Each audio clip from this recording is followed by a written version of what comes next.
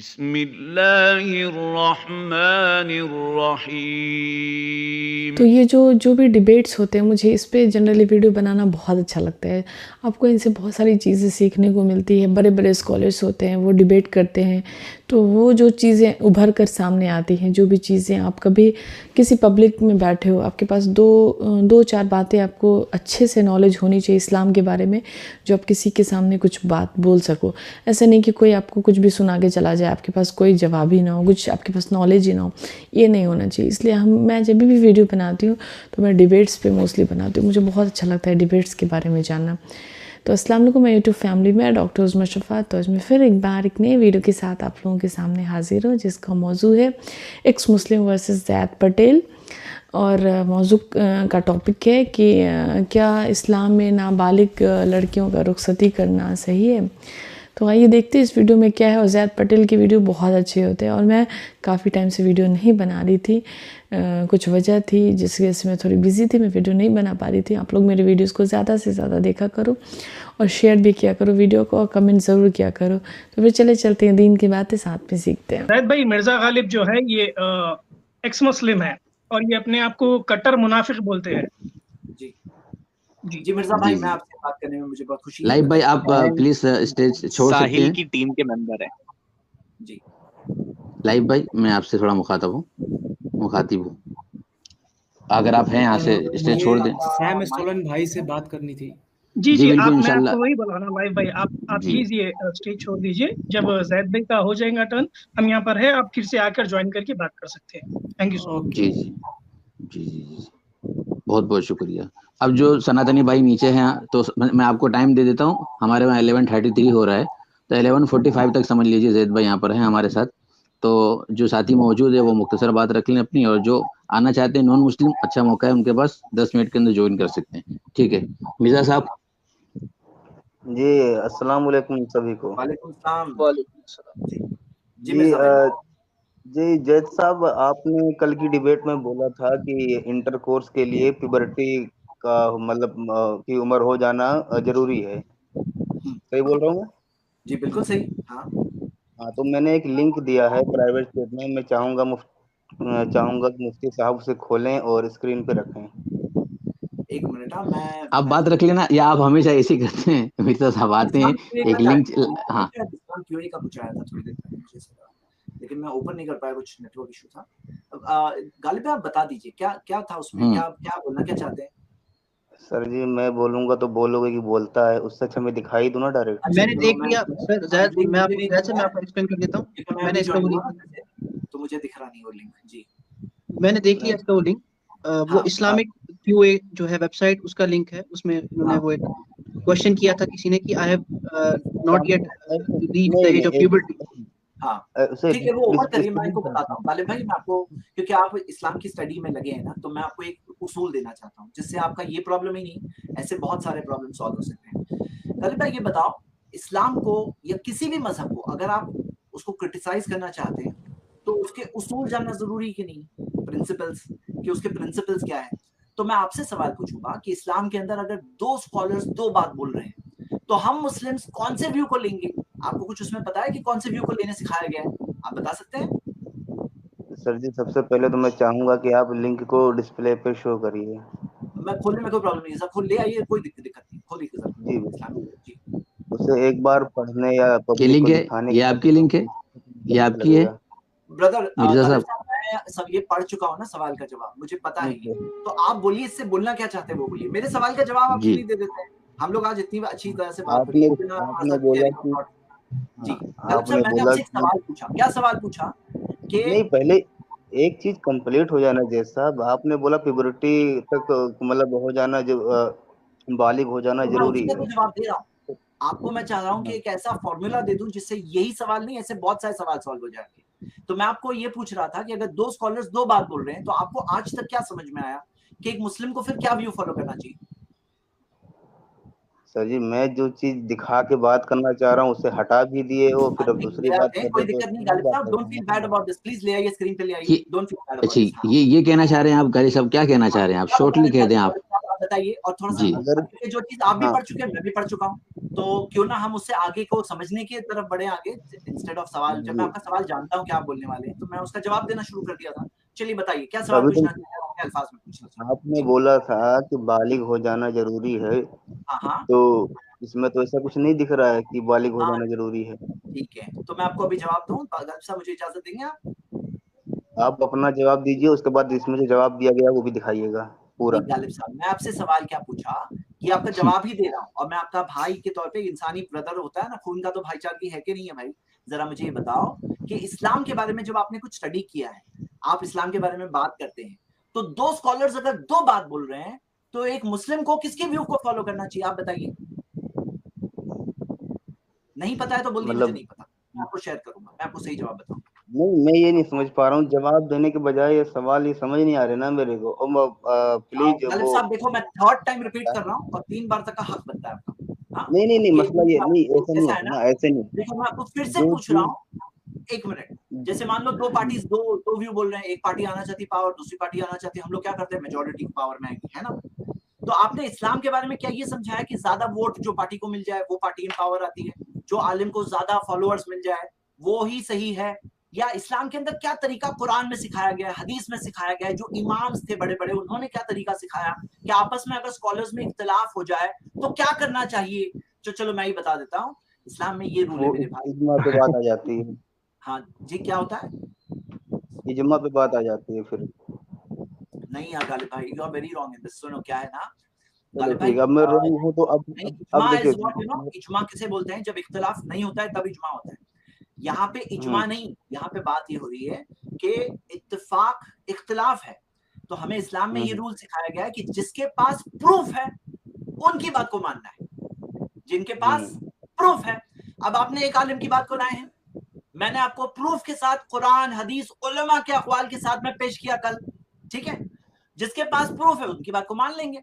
और आपको मैं बताऊं गालिब भाई तो कि इसका कैसा मतलब है, ये वेबसाइट वाले झूठ हाँ, बोल रहे हैं। मैं आपको 1 मिनट बता रहा हूँ। देखो कैसा है ना, इस्लाम के अंदर क्लियर तरीका दिया हुआ है रेजोल्यूशन ऑफ डिस्प्यूट्स का, कि कुरान हदीस में देखेंगे, सहाबा के अक़वाल, हाँ, तो ये सारी चीजें देखकर, सलफ का फहम, उनकी अंडरस्टैंडिंग ये देखकर सॉल्व करेंगे, हमारे पास फॉर्मूला है। लेकिन आपको मैं बता रहा हूँ कि अगर आप दो स्कॉलर्स में से किसी एक स्कॉलर की व्यू से आप अग्री नहीं कर रहे हैं, एज अ नॉन मुस्लिम अगर आप अग्री नहीं कर रहे हैं, तो आप इस्लाम के खिलाफ नहीं है, आप एक मसलक के खिलाफ है। इस्लाम के एक मसलक के खिलाफ है, मतलब एक थॉट के खिलाफ है। इस्लाम क्या है, दीन क्या है? जहां पे इत्तेफाक है वो दीन है, जहां पे इख्तिलाफ होता है ना वहां दो थॉट्स है, दो मसलक है, जहां पे दो ओपिनियंस है, दो स्कॉलर्स दो अलग बात बोल रहे हैं। तो आपको एक बात है ना, ये इस्लाम के क्रिटिसिज्म के दायरे से बाहर हो गया क्रिटिसिज्म, वो क्रिटिसिज्म जिसके अंदर दो उलमा में इख्तिलाफ मिलता है और उसके अंदर कोई एक आलिम एक बात बोल रहे हैं, दूसरा आलिम दूसरी बात बोल रहे हैं, और आप बोल रहे हैं कि ये आलिम की बात पे मैं क्रिटिसाइज कर रहा हूँ। तो हाँ, हम लोग भी ऐसे क्रिटिसिज्म को अलाउ करते हैं कि दलील की रोशनी में कोई अगर क्रिटिसाइज करे कि भाई फला शेख की जगह फला आलिम के पास प्रूफ है, और हम नहीं करेंगे, वो भी स्कॉलर्स करेंगे, हम as layman with incomplete knowledge नहीं, बड़े स्कॉलर्स में से हम देखेंगे किसके पास स्ट्रॉन्ग प्रूफ है, उनकी बात को मानेंगे जिनके पास। तो ये इशू के अंदर है ना, आपको मैंने दलील देके बताया कि सूरह तलाक की आयत है, सूरह तलाक की जो चौथी आयत जो बहुत आप लोग बताते हो, वो आप लोगों ने उसको रॉन्ग अंडरस्टैंड किया, और मैंने प्रूफ दिया, 4 प्रूफ सामने रख के बताया, और मैंने उलमा के अक़वाल के साथ बताया, और फिर उसके जवाब में कोई जवाब नहीं था, ना डिबेट के अंदर था, ना उसके बाद की रिव्यू के अंदर था जी। और आप आ जाए, आपके पास जवाब हो तो आप बता दो।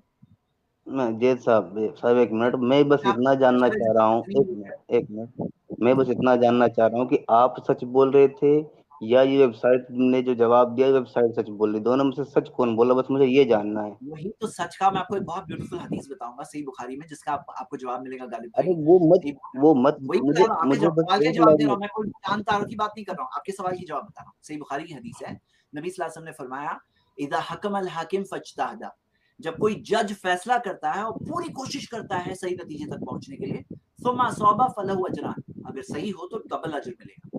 व इज़ा हकम फज्तहदा सुम्मा अख्ता फलहु अजर, जब वो पूरी कोशिश करे और फिर भी वो गलत नतीजे तक पहुंच जाए तो भी उसे एक अजर मिलेगा। क्यों मिलेगा?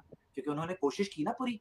तो हम इस मसले में ये समझते हैं कि ये जो उलमा इकराम का जिक्र ये वेबसाइट ने किया, उनको एक अजर मिलेगा, उस मसले में वो मिस्टेकन है, रॉन्ग है, और प्रूफ वो उलमा के पास है जो कहते हैं कि नहीं है, नहीं, मेजोरिटी के बाद है, एज ऑफ मेजोरिटी के बाद ही होता है, और उन्हें दुगना अजर मिलेगा इंशाल्लाह। दोनों सही है, दोनों ने कोशिश की ना, इंसान है भाई, आप क्या एक्सपेक्ट करते हो? देखो आप ये बात उलमा जो बताएंगे ना, उलमा आखिर में इंसान है। आप ये बात को प्लीज समझ लीजिए, विद ऑल ड्यू रिस्पेक्ट। हम उनके बारे में डिसरिस्पेक्ट के तौर पे नहीं कह रहे कि ये उलमा गलत है, नहीं, वो सही उलमा है, कोशिश किए, लेकिन इंसानी रिस्ट्रिक्शन के तौर पे सब उलमा ने ये बात सिखाई कि अगर कुरान हदीस की बात आ जाए तो मेरी बात को तुम छोड़ देना। किसी ने नहीं कहा मेरी बात कभी नहीं छोड़ना, ऐसा किसी ने नहीं कहा। अगर आपकी बात को समझ जाए ना गालिब भाई, मेरे ख्याल से आपके इस्लाम के कितने सारी गलतफहमियां सॉल्व हो जाएगी इंशाअल्लाह।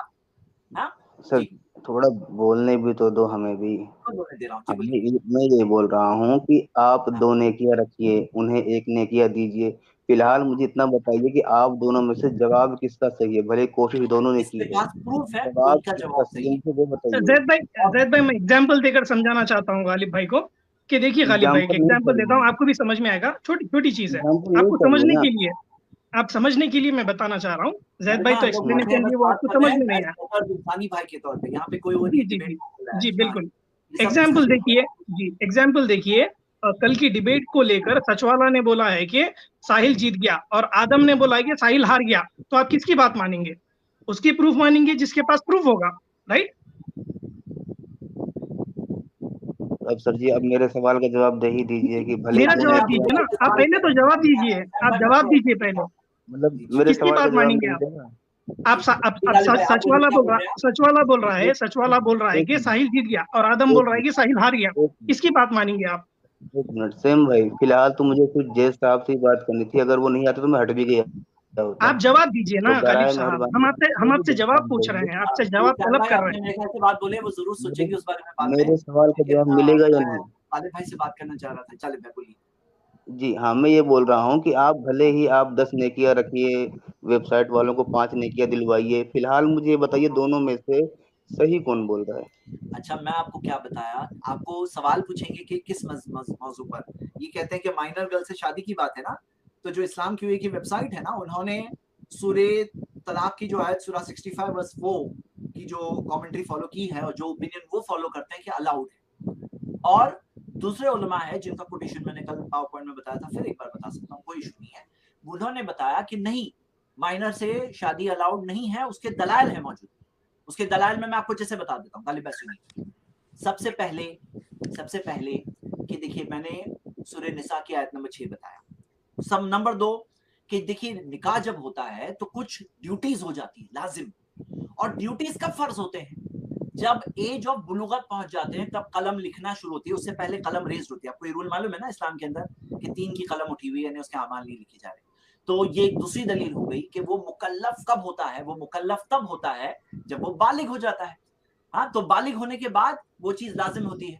उसी तरह कुछ प्रोहिबिशंस होते हैं कि शादी के अंदर कुछ चीजें आप नहीं कर सकते हैं, तो वो चीज के अंदर कब वो चीज मुकल्लफ आदमी हो जाता है कि जैसे कुछ ड्यूटीज होती है। हाँ, एक वाइफ की भी कुछ ड्यूटीज होती है, एक एज अ रिस्पॉन्सिबल वाइफ, तो वो ड्यूटीज में कब मुकल्लफ होगी? After puberty. तो यानी ये सब दलाइल में से दलील है, और भी दलाइल है जो उलमा ने जिक्र किए हैं। तो वो उलमा जो कहते हैं कि नहीं, लाजिम है कि प्यूबर्टी पहुंच गई हो, उनका प्रूफ स्ट्रांग है। इसी वजह से हम इंशाल्लाह अल्लाह से उम्मीद कर, जो आपने कहा ना, जितना सवाब आपको देना है तो मैं नहीं देता हूँ सवाब, ना आप देते हैं सवाब, तो अल्लाह ही देता है। हम अपनी नीयत अच्छी रखें, सही रास्ते पे चलने की कोशिश करें, और जो हक है उसको फॉलो करने की कोशिश करें। आपको कोई बात ना समझ में आए हो, मेरे ख्याल से सवाल का जवाब तो हो गया। कुछ और पूछना था आपको? नहीं, अभी जैद साहब, मेरा एक सवाल है।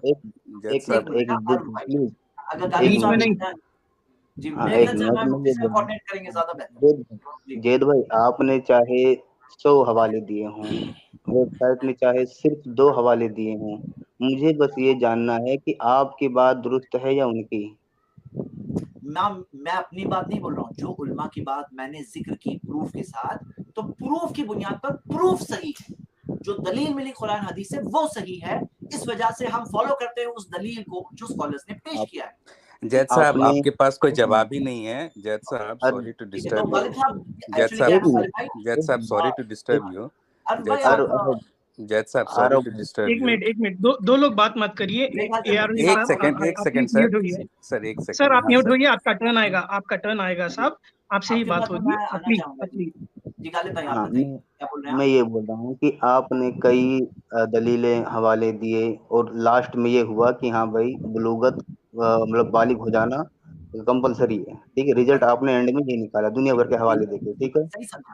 वेबसाइट वालों ने भी चाहे 1 हवाला दिया, चाहे 2 दिया, चाहे 50 दिया, जो भी दिया, उन्होंने रिजल्ट निकाला कि उसकी वो जरूरी नहीं है। तो मैं अब ये जानना चाहता हूँ कि दोनों में सही कौन बोल रहा है।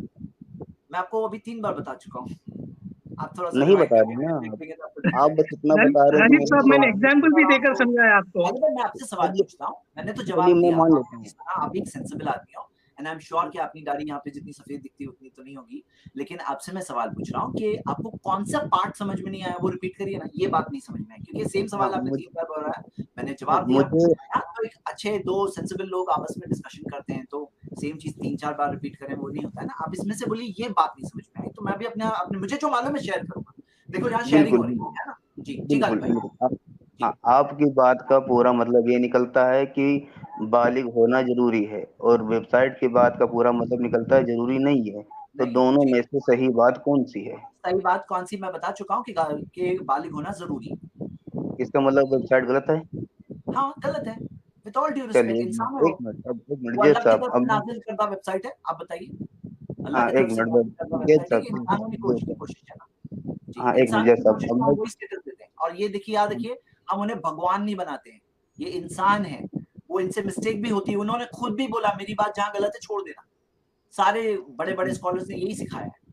एक मिनट जज साहब, अब मैं चाहूंगा कि हमारे साथ हैं सैम स्टेलोन भाई, एक्नॉलेज इस्लाम और भी करके, मैं जानना चाहूंगा इनकी क्या राय है कि मुफ्ती जज साहब की बात सही है या वेबसाइट वालों की। बारी बारी एक लाइन में बोल दीजिए। आपको क्या पोल कंडक्ट करना है यहाँ पे कि ज्यादा मेजॉरिटी?